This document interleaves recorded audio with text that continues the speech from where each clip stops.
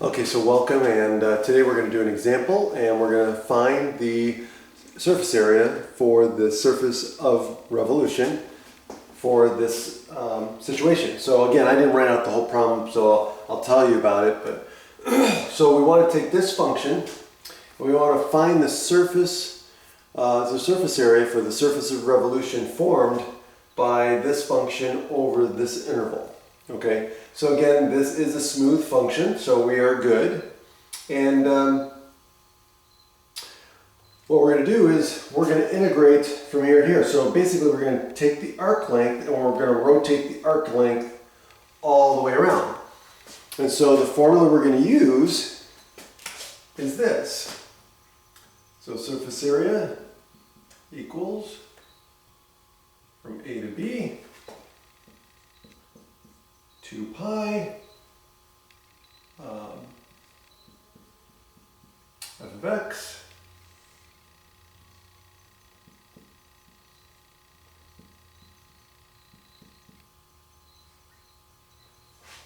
oops. Okay, and that's what we're going to use. So notice this part right here is the oh gosh, what was it? The arc length part, right? And this is like the 2 pi r part. So we're taking the arc length, and you can think about this part as the circumference of a circle, right? 2 pi r, where this is the height of the graph, right? So what we're doing is, again, essentially, we're taking this arc length and we're rotating all the way around, and we're basically taking the arc length and multiplied by the circumference of a circle. Okay. So now let's put in the information that we know.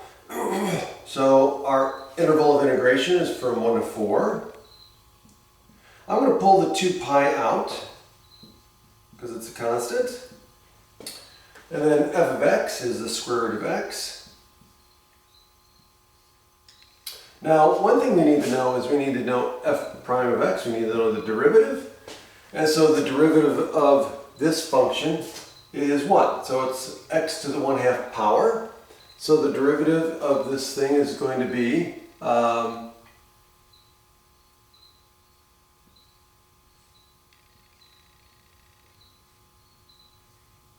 oops.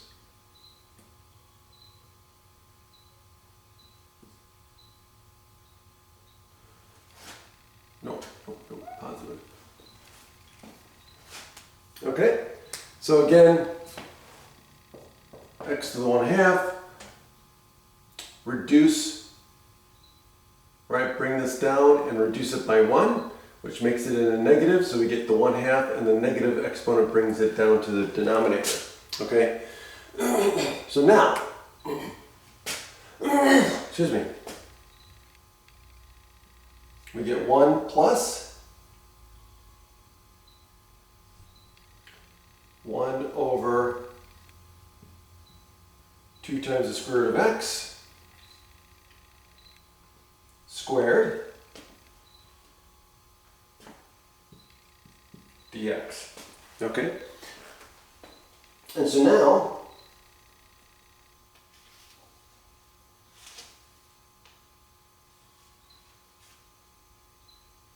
what are we going to get with that? Well, let's simplify it. So let's see what happens. So we get 2 pi 1 to 4 square root of x. Okay, let's see what happens in here. So this is going to be 1 plus, and so this is going to be squared, which means we can distribute the power to the bottom, and then we can distribute across here too. So this is going to be 1/4 x. So this is going to turn into 1 over 4x.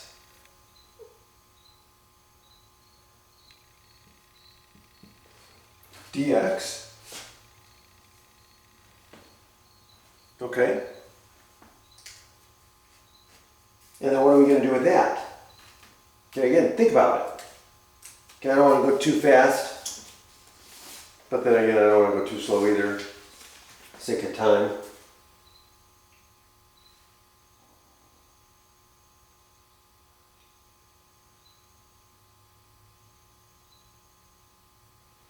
Well, let's bring this inside the radical. Let's simplify this radical and bring this in and see if we can simplify things, because this outside looks complicated. So we can bring this inside the radical. So let's do that. 1 to 4, and now let's write it as one radical. So this is going to be x times the quantity 1 plus 1 over 4x dx. And so now if I distribute x, I get x here, and I'm going to get rid of the x here. So now that's better. Actually, let me write it a little higher. I might need the room. And so this is going to be the square root of x plus 1/4. Okay, that looks a lot better, because now we can do a u substitution.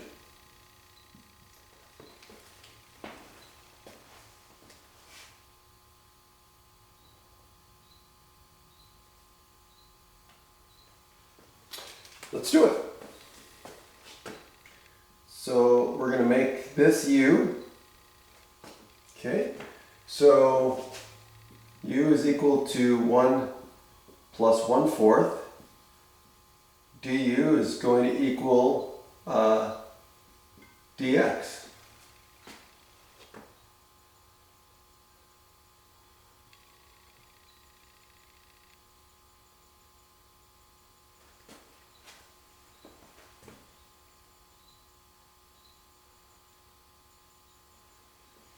And now we got to change the limits of integration, so we get 2 pi,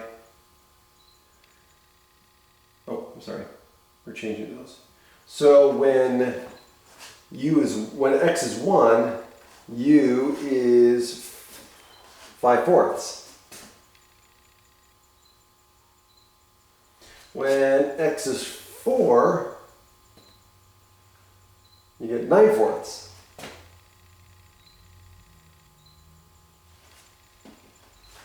Oh, I'm sorry, no, that's not 9/4.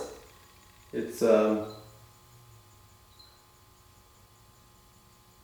17/4.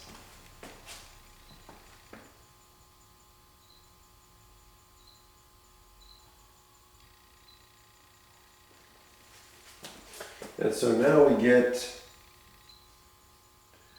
the square root of u du. And now if we integrate, we get 2 pi, and this is going to turn into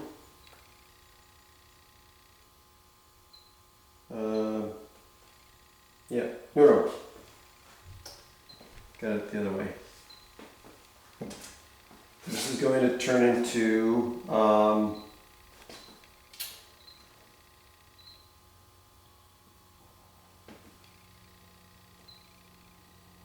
yeah, 2/3 u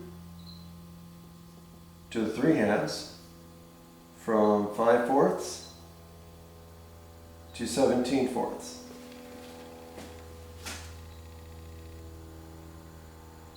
Okay, so now all we have to do is evaluate. So I'm going to erase this and start over here. And so now I got some room here. So this is going to be 2 pi. So this is going to, so I'm going to get 4/3 pi.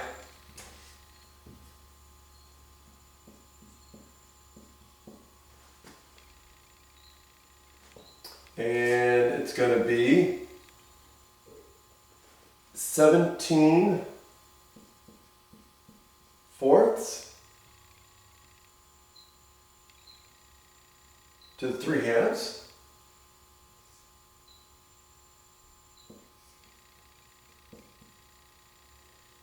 minus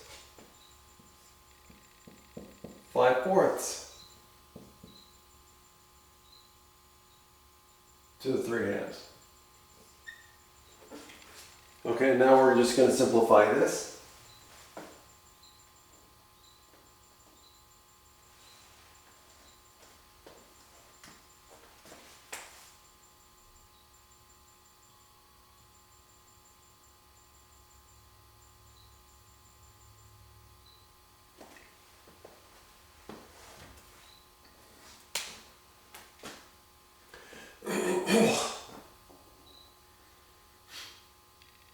Okay, so I can pull the 4 out. Let's see here.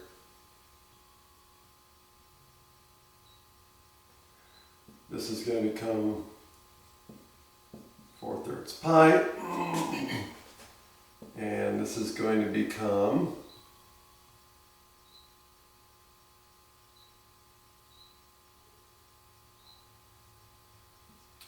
17 square root of 17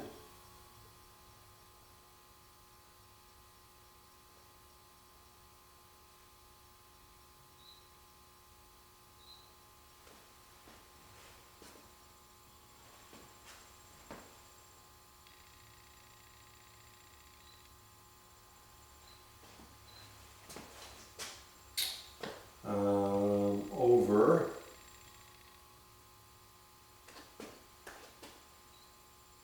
8 minus 5 square root 5 over 8. Okay? So, again, prove it to yourself.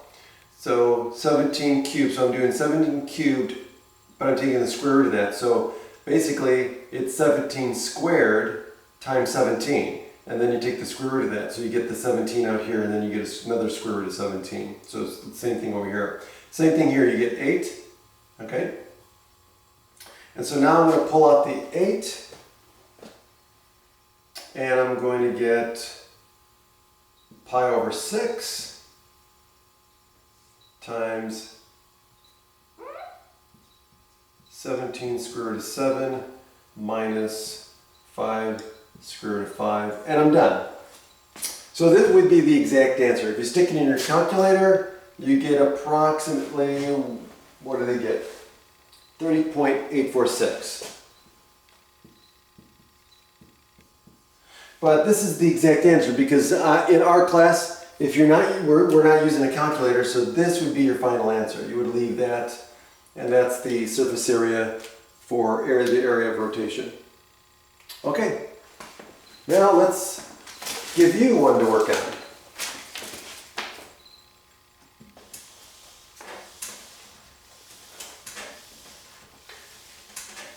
And again, sketch the graph to help you out.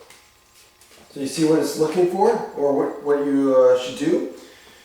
So let f of x be equal to the square root of 1 minus x. And the interval is going to go from 0 to 1/2. And you want to find the surface area of the surface generated by revolving the graph of f of x around the x-axis.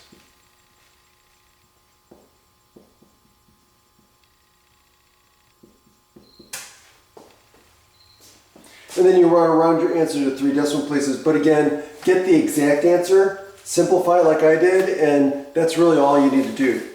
Okay, I'm not looking for decimal places because, again, we're not using the calculator. So just simplify it like I did, and just, and that's your answer. So whatever the simplified answer is, I want the exact answer. Okay, so have a great day.